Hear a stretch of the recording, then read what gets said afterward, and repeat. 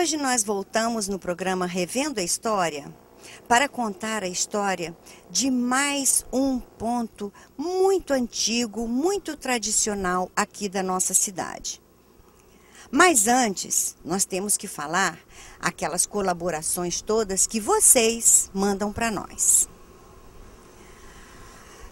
Eu vou falar novamente sobre o jardineiro da Praça da Autonomia. Aquele que cortava as árvores de formato quadradinho. O nome dele, eu disse semana passada que era Seu José Jardineiro, mas o nome dele era Seu José Juvenal. Outra colaboração que nós tivemos foi a seguinte. O doutor Marciano, quando fez aquele livro dele, A História de Três Rios e Seus Vultos Importantes, ele fala que haviam 7 chafarizes em Três Rios quando a água ainda não era encanada e que estava em dúvida sobre um 8º chafariz. Dr. Marciano Bonifácio Pinto. Nós descobrimos que o 8º chafariz existiu de verdade.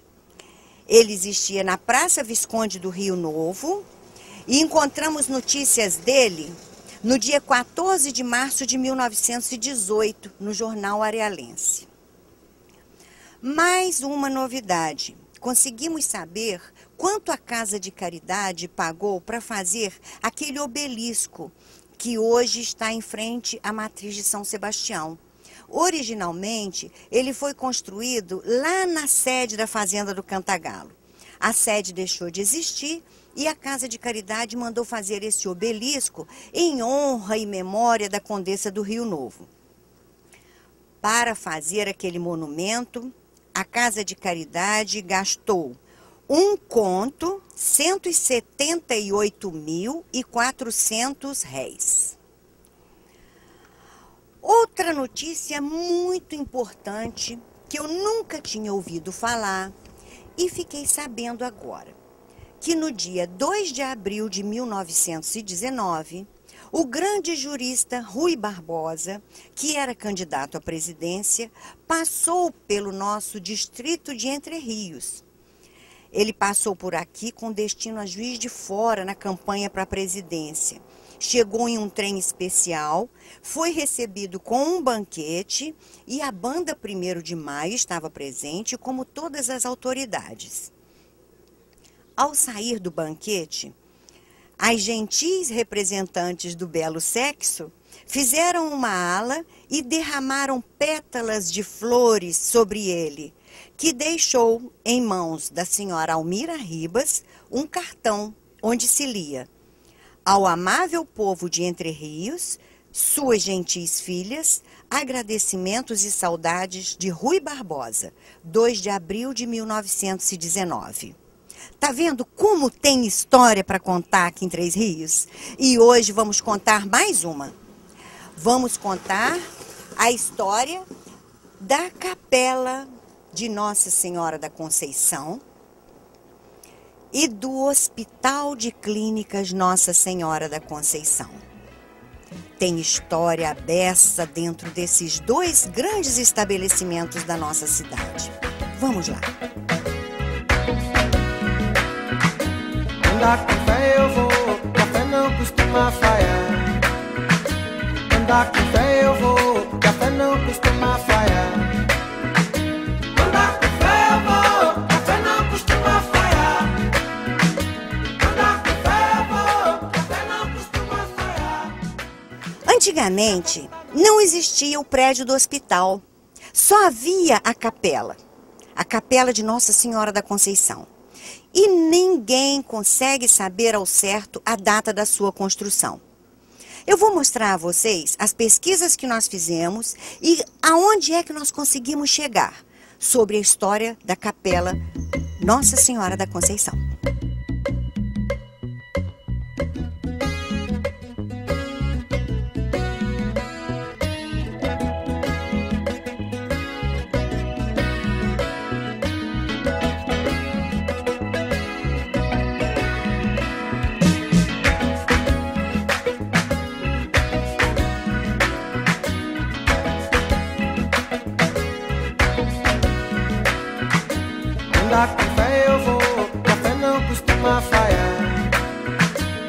Andar com fé eu vou, que a fé não costuma falhar. Andar com fé eu vou, que a fé não costuma falhar. Chegamos aqui em cima da Capela Nossa Senhora da Conceição. Aqui, logo ao meu lado, fica o campanário. O campanário é o local onde ficam os sinos. A Capela Nossa Senhora da Conceição tem 2 sinos. Graças ao Vinícius Reis e a Tereza Pinto, nós conseguimos que eles fotografassem esses sinos. Num dos sinos, vimos que estava escrito Nossa Senhora da Conceição, Antônio Pereira Gomes, 1892. E no outro está escrito Nossa Senhora da Conceição, José Joaquim Gomes Braga, 1892. Olha que beleza! Já temos aí um parâmetro de uma época que é possível que a igreja tenha ficado pronta, porque os sinos são os últimos objetos que se colocam numa capela depois que ela fica pronta. Então, imaginamos que a construção desta capela tenha acontecido no final do século XIX.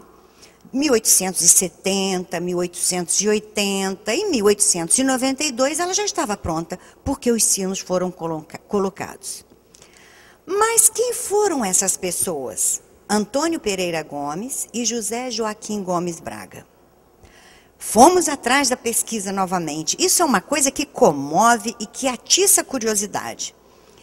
Descobrimos que Joaquim Gomes da Silva, o famoso Quincão, que está presente em toda a história da nossa cidade, assim como algumas outras pessoas. Descobrimos que o Quincão veio para Três Rios por volta de 1890. Ele era filho de Francelina Gomes Pereira e de Ricardo Gomes da Silva. Essas pessoas eram chamadas naquela época de capitalistas, porque elas tinham fazendas, elas emprestavam dinheiro, elas tinham muitas propriedades, tinham casas de comércio. A dona Francelina, mãe do Quincão, tinha um grande comércio no Rio de Janeiro, que se chamava Gomes e Braga. Quem era o sócio da dona Francelina? José Joaquim Gomes Braga. Talvez até fosse parente da dona Francelina, porque existe o nome Gomes em todos os dois. E o Quincão trabalhou lá nessa empresa, no Rio de Janeiro. Ele era balconista. Como o Quincão era uma pessoa muito dinâmica, que sempre pediu muito pelo distrito de Entre Rios, nós que somos pesquisadores, temos o hábito de ficar imaginando histórias. Então, vou passar para vocês a história que eu imaginei, não digo que seja verdadeira. Quincão trabalhava lá, sabia que a capela estava sendo construída, sabia que era necessário os sinos para a capela e deve ter pedido ao José Joaquim e ao Antônio Gomes Pereira que mandassem fabricar os sinos e doassem para a igreja. Esse José Joaquim Gomes Braga, encontrei informações dele como comprador e vendedor de muitos escravos, antes de 1888, na abolição da escravatura. Ele era de origem gaúcha e veio morar no Rio de Janeiro. O Antônio Gomes Pereira, que deve também ser da família, se radicou ali, ficou morando ali na região de Alberto Torres, Areal. Eram proprietários de muitas terras. Algumas pessoas da família comandavam a usina elétrica que existe lá até hoje. Então, foi até aí que nós conseguimos descobrir. Mas tudo começou das fotos que o Vinícius conseguiu, orientado pela Tereza, aqui do hospital. E é assim que a gente vai fazendo pesquisa. Abre-se uma brecha e a gente faz o caminho. Descobrimos também que em 1915, a comunidade já estava se organizando para fazer festas para Nossa Senhora da Conceição em benefício da reforma da torre da igreja, que ameaçava cair. Se em 1915 essa torre já ameaçava cair, vejam como essa igreja é bem antiga. Andar com fé eu vou, café não costuma falhar. Andar com fé eu vou, café não costuma falhar.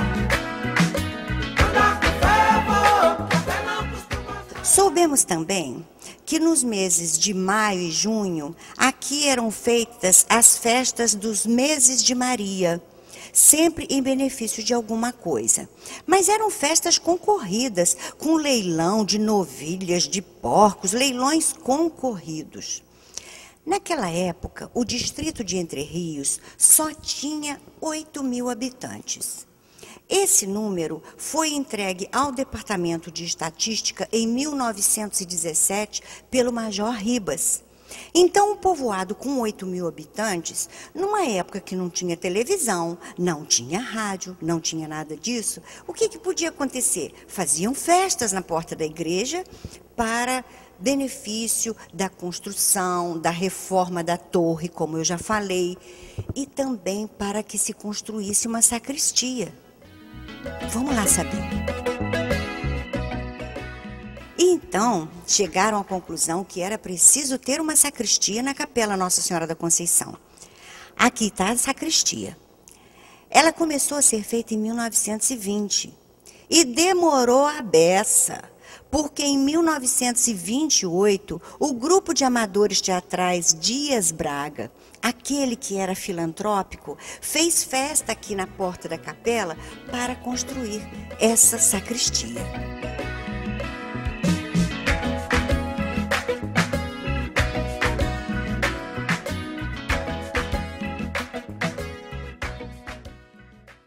Em 1933, a capela começou a receber imagens que vieram adquiridas pelo padre Antônio Rossi. Chegaram as imagens de Nosso Senhor dos Passos, Nosso Senhor Morto e Nossa Senhora das Dores. E dizem que a alegria do padre Antônio Rossi era tão grande que a cada caixote que abria, ele mandava soltar uma caixa de fogos. Na época, essa capela também esteve a cargo das irmãs, as Filhas da Caridade. Depois foram substituídas pelas Filhas de São José. A Tereza Pinto, que é funcionária aqui do hospital e que também pertence à Pastoral da Saúde, esteve falando conosco a respeito da irmã Josefina. A irmã Josefina era das Filhas de São José. E nessa época, elas ajudaram muito na conservação, nas reformas, nas obras dessa capela. A irmã Josefina era quem tocava aquele instrumento ali que vocês viram. Agora nós vamos ainda para outro local. Andar com fé eu vou, café não costuma falhar. Andar com fé eu vou, café não costuma falhar. Andar com fé eu vou, café não costuma falhar. Andar com fé eu vou, café não costuma falhar. Já saindo da Capela Nossa Senhora da Conceição, ainda ficamos aqui um pouco admirando essa entrada, feita com as minhas queridas pedras de cantaria, que vocês sabem que eu amo tanto. Esses degraus feitos em pedra, isso tudo é século XIX purinho. Mas aqui fora, queremos lembrar a vocês sobre os chafarizes novamente. Volta e meia eu falo com vocês aonde ficavam os chafariz. Eram 8. Já mostrei lá na Praça São Sebastião. E aqui, nessa região, havia um chafariz. Do lado de lá, na ala nova, bem lá no alto, mais ou menos em frente à casa onde morou seu João Barbosa, Dona Almira Ribas, lá existia um chafariz. E aqui ao lado também existia mais um.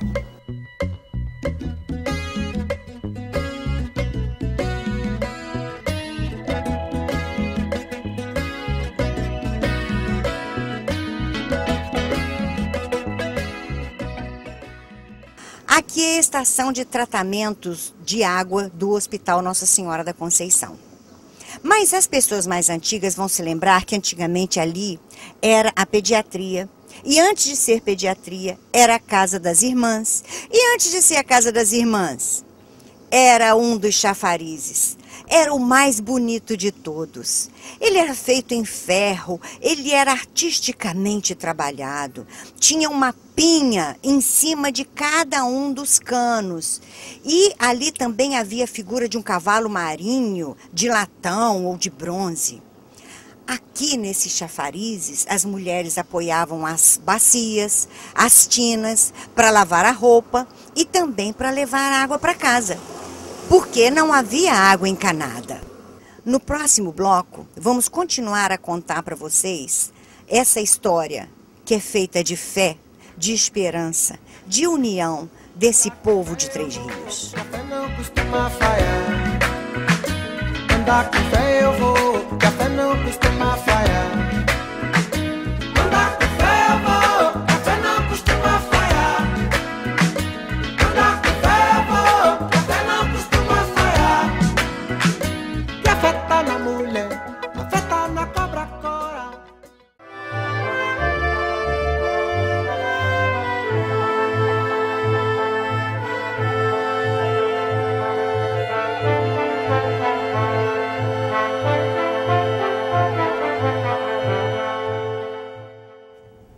No bloco anterior, contamos para vocês a história da Capela Nossa Senhora da Conceição. Vamos continuar esse relato. Em 1918, houve a pandemia chamada de influenza espanhola ou gripe espanhola. Ela teve esse nome porque dizem que ela chegou com passageiros desembarcados de um navio que vinha da Espanha.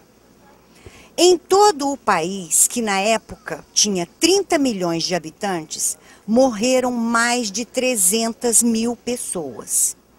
No mundo inteiro, populações foram dizimadas. No distrito de Paz de Entre Rios, não foi diferente.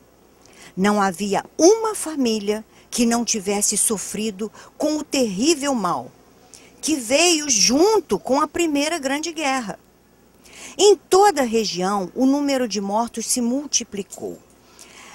A influenza espanhola não escolhia ricos nem pobres. Os próprios médicos e farmacêuticos adoeciam e nem sempre se salvavam. Muitas crianças morreram. Muitas famílias perderam entes queridos. E nessa época, o povo de Entre Rios começou a sentir a necessidade de um hospital. Falei com vocês que a influenza espanhola foi uma pandemia. O que é pandemia? É a junção do grego pan, que significa tudo ou todos, com demos, povo. É uma epidemia de doença infecciosa que se espalha entre a população localizada em uma grande região geográfica, como, por exemplo, um continente ou até um planeta. A gripe espanhola foi uma pandemia porque atingiu a todos. Nessa época, o destacamento de polícia e a cadeia, aqui e Entre Rios, ficavam em um prédio que pertencia à Sociedade Musical Henrique Mesquita. E em 1920, esta sociedade, Henrique Mesquita, não existia mais. Então, os sócios resolveram doar o prédio para a repartição de assistência de Entre Rios. Esse prédio da Sociedade Henrique Mesquita ficava mais ou menos ali onde hoje é o edifício Nápoles, na rua Guilherme Bravo. É interessante que o formato daquele terreno fez com que o povo daqui chamasse aquele terreno de Bico do Navio. Então, como a Sociedade Henrique Mesquita doou o terreno, a cadeia saiu de lá. E então o distrito passou a ter um local que era mantido com uma pequena mensalidade, que vinha em sua maioria do pessoal da central. E ali havia enfermeiro, medicamentos e era uma espécie de pronto-socorro. Ela era presidida pelo Barão de Werneck. Mas o Barão de Werneck faleceu logo que começou essa instituição. e ele foi substituído. O Barão de Werneck morreu em 1920 e foi substituído pelo senhor José da Silva Vaz. Mais um nome que a gente sempre repete nas histórias de Três Rios. Ao lado daquele mesmo prédio, instalou-se em 1921 a Missão Rockefeller, que era um ramo da Fundação Rockefeller, que veio para o Brasil com objetivos sanitaristas. A família Rockefeller é quem fundou essa Missão Rockefeller. Então, eles traziam remédios para a febre amarela, tinham pequenos cuidados. Em agosto de 1929, a Loja Maçônica 25 de Março constituiu uma comissão para erguer um hospital para Entre Rios. O venerável era também o senhor José da Silva Vaz. Eu não sei como ele encontrava tempo para ser tantas coisas. Eles pediam a contribuição de R$1.000 de todos os proprietários do comércio e assim arrecadaram R$250 mil. Mas ainda não foi dessa vez. Somente em 1936, quando a igreja de São Sebastião já estava quase pronta, já estava quase acabada, ela estava coberta, já tinha paredes levantadas, e foi aí que o padre José Custódio Barroso, o padre Barroso, achou melhor parar com a obra da igreja e construir o hospital. O Hospital de Clínicas Nossa Senhora da Conceição. A comissão responsável pela construção foi eleita no dia 8 de outubro daquele ano e tinha como membros os senhores Edmundo Gustavo Dolne, Quintino Pinto Álvares, Dr. Manuel Ribeiro da Cunha e o senhor José Nasser. O engenheiro escolhido para o projeto foi o Dr. Adolfo Klotz e o empreiteiro da obra era o senhor João Klotz. Andar com fé eu vou, café não costuma falhar. Andar com fé eu vou, café não costuma falhar. Andar com fé eu vou, café não costuma falhar. Café tá na mulher. E em 13 de fevereiro de 1937, foi feita a festa de lançamento da pedra fundamental. E houve aquela mesma solenidade de encerramento de jornais, atas e moedas em uma caixa de metal que foi colocada dentro da pedra fundamental do hospital. No mesmo ano de 1937, o governador do estado, Protógenes Guimarães, através de um seu representante, destinou 20 contos de réis e também o Dr. Walter Franklin, que era prefeito de Paraíba do Sul, também enviou o mesmo valor. 20 contos de réis, já tínhamos 40. A lista pedindo donativos, as listas corriam por todo o distrito. E como sempre, a lista que somou a maior contribuição veio dos funcionários da Central do Brasil, com 60 contos de réis. Tínhamos 40, com 60, 100 contos de réis. E a obra foi concluída no dia 7 de abril de 1937. Ela custou 120 contos de réis, sendo entregue, essa obra foi entregue no dia 24 do mesmo mês, no ano seguinte, 1938, à Mitra Diocesana de Valença. E o hospital começou a funcionar. Em agosto de 1938, já havia o registro de 480 consultas durante o ano e 38 pequenas intervenções cirúrgicas. É motivo até para a gente achar engraçado, 480 atendimentos durante um ano. Em junho de 1939, o Dr. Valmir Peçanha era diretor clínico do hospital. Ele recebeu do interventor Amaral Peixoto, em Niterói, a quantia de 12 contos de réis para o aparelhamento do centro cirúrgico. E já em agosto foi realizada pelo mesmo Dr. Valmir Peçanha e pelo Dr. Silva a primeira cirurgia. Era a cirurgia de uma hérnia estrangulada e foi feito em um empregado da fazenda, um empregado de fazenda de nome Bernardo. A cirurgia teve ótimos resultados. Vejam como que o nosso hospital foi progredindo devagarinho. E em maio de 1963, uma nova etapa. Geraldo Tuller toma posse como provedor e o Dr. Otávio Freitas como diretor clínico. O Hospital de Clínicas Nossa Senhora da Conceição, em 1963, precisava ser ampliado.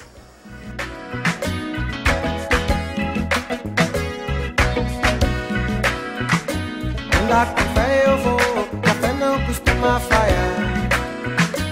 Andar com fé eu vou. E tendo Geraldo Tuller como provedor, é que o hospital levantou a ala nova, que fez com que ele ficasse muito maior.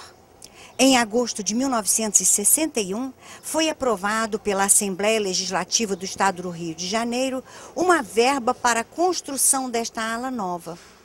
Ela foi construída e o nosso Hospital de Clínicas chegou a alcançar o título de Hospital Padrão, classe A, no Estado do Rio de Janeiro. Grandes profissionais trabalharam e ainda trabalham aqui. Entre os que foram, nós lembramos do Dr. Otávio Freitas, Dr. Ribeiro Neto, Dr. Albano, Dr. Valdenir Inocêncio e muitos outros que fizeram desta casa um motivo de orgulho para todo o povo de Três Rios. Nessa época, o hospital era administrado por um conselho deliberativo, diretor e curadores, com cargos todos eles exercidos gratuitamente, sem remuneração para os administradores. O hospital mantinha-se através de doações, auxílios, subvenções, rendas de festas, campanhas e promoções de muitos tipos, tudo isso visando a obtenção de recursos financeiros para a instituição. Enfim, o hospital vivia de pires na mão. No ano 2000, a Associação Congregação de Santa Catarina assumiu em comodato o Hospital de Clínicas, promovendo ampla reforma predial. Adquiriu novos equipamentos, investiu na qualificação profissional dos colaboradores e trouxe novos valores para a instituição. O que é comodato? O comodato é um contrato gratuito pelo qual alguém, o comodante, entrega a outro, que é o comodatário, uma coisa infungível, quer dizer, uma coisa que não se desmancha, que não se acaba. Pode ser um terreno, um sítio, uma casa ou um hospital, para ser usado temporariamente. A história da Congregação das Irmãs de Santa Catarina teve início em 1571, quando Regina Prottman, uma polonesa de 19 anos, fundou na Europa um convento devotado a Santa Catarina de Alexandria, que era uma mártir do século III da era cristã. Essa instituição essa que a Regina Prottman fundou, dedica-se à oração, socorro aos doentes e também às meninas sem escola. No final do século XIX, a congregação veio para o Brasil. Veio atendendo a um pedido dos frades franciscanos. Em princípio,